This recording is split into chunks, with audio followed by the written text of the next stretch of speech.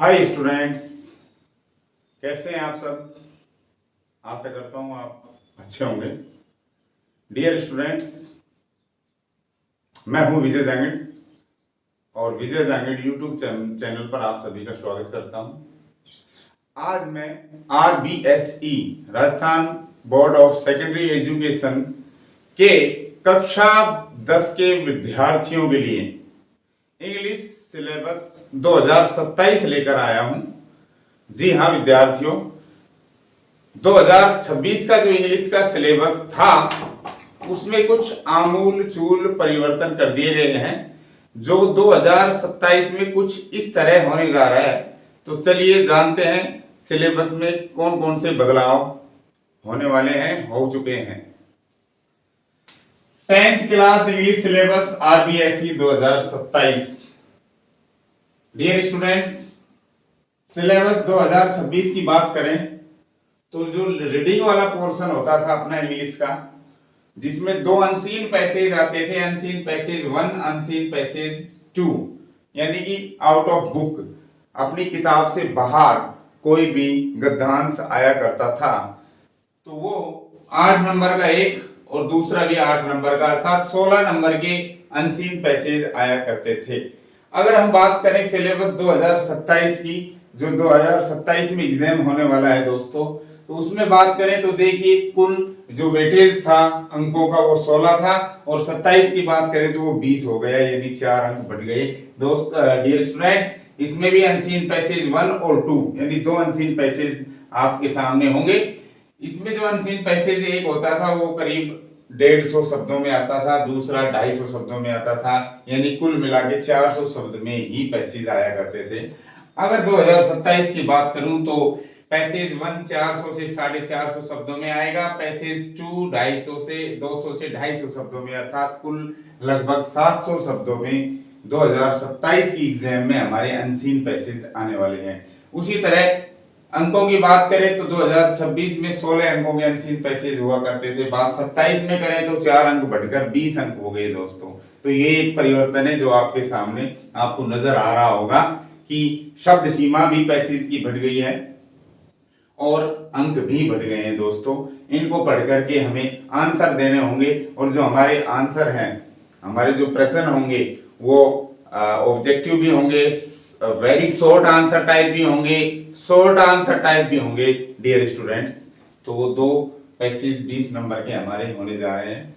अगर बात करूं मैं राइटिंग की, लेखन कार्य की बात करूं तो डियर स्टूडेंट्स, तो हमारा पर्सनल लेटर आया करता था, व्यक्तिगत पत्र, यानी मित्र को या रिश्तेदार को पत्र लिखवाया जाता था, अथवा भी दूसरा प्रश्न ईमेल का होता था, हमारा इलेक्ट्रॉनिक मेल का होता था डियर स्टूडेंट्स, जो 4 अंकों का हुआ करता था।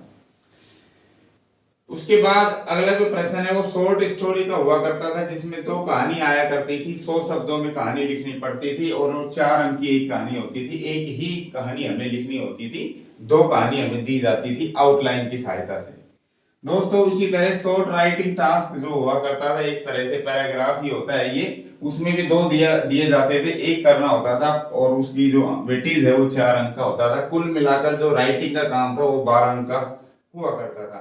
बात 2027 की करूं तो आज भी वो 12 अंक का ही होगा, लेकिन बात अगर मैं कंटेंट की करूं तो आपको नजर आ रही होगी चेंज हो चुकी है।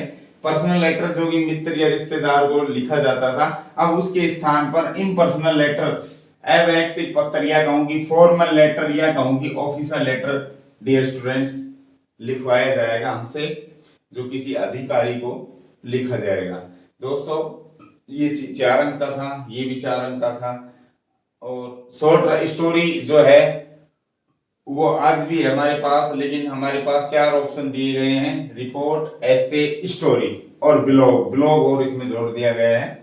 लेकिन बात करें हम शॉर्ट राइटिंग टास्क, उसके स्थान पर जो नाम है अपना वो चेंज हो चुका है और उसका नाम है पैराग्राफ। ये भी एक शॉर्ट राइटिंग टास्क ही होता है। उस समय ये 100 शब्दों में आता था, आज भी ये 100 शब्दों में ही आएगा और 4 अंक का हुआ करता था, आज भी ये 4 अंक का है। बात करूं शॉर्ट स्टोरी तो स्टोरी आज भी है, लेकिन इसके साथ डियर स्टूडेंट्स एसे, रिपोर्ट और ब्लॉग 3 ऑप्शन हमारे साथ और जोड़ दिए गए हैं। तो कुल मिलाकर 2 चीजें आएंगी, रिपोर्ट अथवा ऐसे, ऐसे अथवा स्टोरी, स्टोरी अथवा ब्लॉग, या रिपोर्ट अथवा स्टोरी, या ऐसे अथवा ब्लॉग। इस तरह से दो चीजें हमारे सामने होंगी पेपर में, और हमें एक को करना होगा जो 4 नंबर का ही है।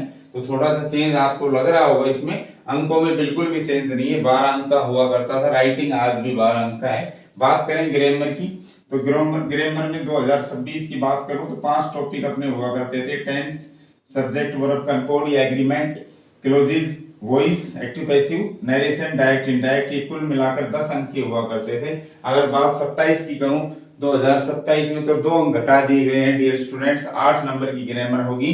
बात टेंस की करूं तो टेंस आज भी 2027 में भी होंगे, 4 नंबर के हुआ करते थे, 2 नंबर के ये कर दिए गए हैं। सब्जेक्ट, वर्ब, कंपाउंड 2 नंबर के हुआ करते थे, 2027 में भी 2 नंबर के ही होंगे। क्लोजेज अपने दोस्तों हटा दिए गए हैं, वॉइस अपने हटा दिए गए हैं, डायरेक्ट इनडायरेक्ट अपने आज भी हैं, 2 नंबर के हैं, और जो नया टॉपिक है डिटरमिनर वो जोड़ दिया गया है, वो भी 2 अंकों का है। तो कुल मिलाकर ग्रामर 8 अंक की है। 26 की बात करूं तो 10 अंक की है। राइटिंग 26 की बात करूं तो 12 है, 2027 की बात करूं तो भी 12 अंक का है। और बात करूं रीडिंग 2026 की तो 16 अंक का था। बात करूं 2027 की होने वाले एग्जाम के लिए तो रीडिंग का जो पैसेज का जो कार्य है वो 20 अंकों का हो गया, उसका जो वेटेज है वो 20 अंकों का हो चुका है। चलिए अब जानते हैं टेक्स्ट बुक के बारे में, टेक्स्ट बुक का वेटेज कितना है। चलो बात करते हैं अब टेक्स्ट बुक की, जानते हैं टेक्स्ट बुक का कितना वेटेज रहेगा एग्जाम में। डियर स्टूडेंट्स, 2026 की बात करूं तो टेक्स्ट बुक जो अपनी 2 टेक्स्ट बुक है, फर्स्ट फ्लाइट और फुटप्रिंट्स विदाउट फीट, 2 किताबें हैं। उन दोनों किताबों का जो वेटेज था वो 42 मार्क्स का था, 42 अंकों का होता था।